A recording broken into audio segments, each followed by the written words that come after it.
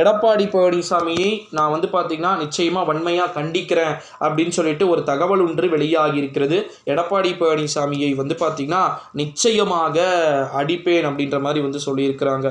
டோட்டலாக இந்த ஒரு சூழ்நிலையில தான் வரப்போகின்ற 2024ஆம் ஆண்டு நாடாளுமன்றத்துடைய தேர்தலை பொறுத்த வரைக்கும் ஒட்டுமொத்தமாக இந்த ஒரு சூழ்நிலையில தான் ஒட்டுமொத்தமாக பார்த்தீங்கன்னா அதிமுகவுடைய நிர்வாகிகள் அனைவருமே பார்த்தீங்கன்னா ஒரு மாற்றத்தை நோக்கிய நகர்வை எடுக்கிறதுக்கு வாய்ப்புகளும் சாத்தியக்கூறுகளும் இருக்குது அப்படின்றதும் இங்கே மிகப்பெரிய ஒரு திருப்பத்தை ஏற்படுத்துகிறது அப்படின்னு சொல்லலாம். எடப்பாடி பழனிசாமி ஒதுங்கி கொள்ள வேண்டும். எடப்பாடி பழனிசாமி கட்சியை நடத்துறதுக்கான ஒரே ஒரு தகுதிகள் கூட அவருக்கு கிடையாது. ஸோ கட்சியை பார்த்தீங்கன்னா சசிகலாவிடமோ அல்லது வேறு யாரேனும் எவரிடத்திலோ கொடுத்து விட்டு சென்று விடல் வேண்டும் அப்படின்னு சொல்லிட்டு சொல்லப்பட்டிருக்கு.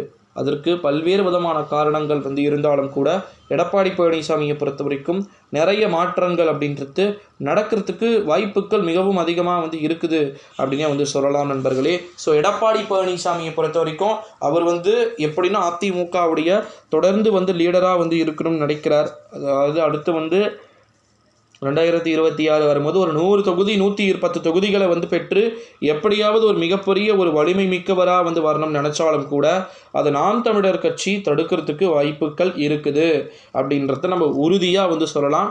என்டிகே பார்ட்டி ஒரு மிக முக்கியமான ஒரு வலுவான இடத்தை பார்த்திங்கன்னா பிடிக்கிறதுக்கு வாய்ப்புகள் இருக்குது. ஓகேங்களா.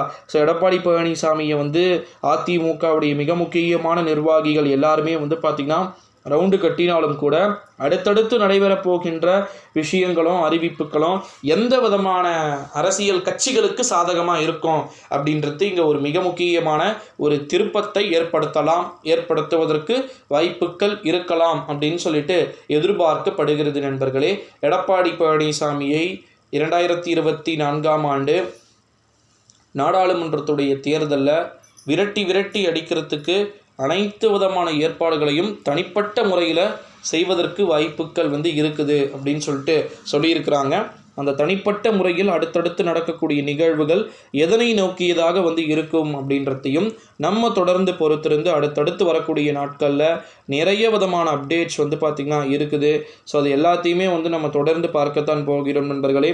அதிமுக எடப்பாடி பழனிசாமி கையிலேயே சிக்குவதற்கு வாய்ப்புகள் இருக்குமா அல்லது இல்லை வேண்டாம் அப்படின்னு சொல்லிட்டு ஒட்டுமொத்தமாக தூக்கி எறிகிறதுக்கான வாய்ப்புகளும் சாத்தியக்கூறுகளும் அதிகமாக இருக்குதான்றதை எல்லாத்தையுமே நம்ம வெயிட் பண்ணி தான் பார்க்கணும் நண்பர்களே. 2024 ஒரு மிகப்பெரிய ஒரு திருப்பத்தை கொடுக்கலாம் அதிமுகவிற்கு.